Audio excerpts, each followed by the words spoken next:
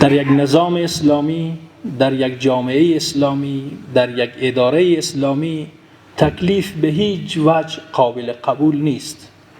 ساده زیستن و ساده زندگی کردن اصل یک نظام هست.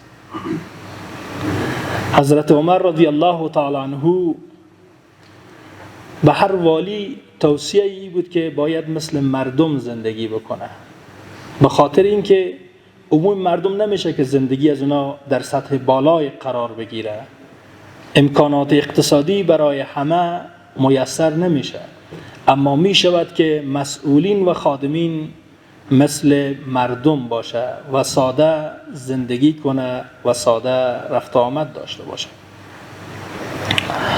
این بود چیزی بود که درباره اهمیت ساده زیستی و ساده سازی هست.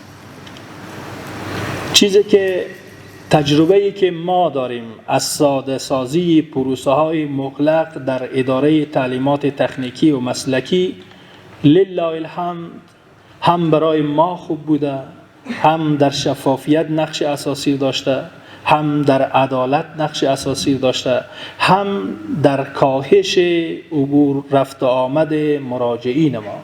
یک معلمی که زحمت میکشه معاش از او زیاد نیست، اما به خاطر یک کار اداری قبلا باید می آمد و چندین معاش ماهانه خیش را مصرف میکرد یا در بخش تبدیلی از یک مرکز به یک مرکز دیگر که فعلا بسیار ساده و آسان شده است.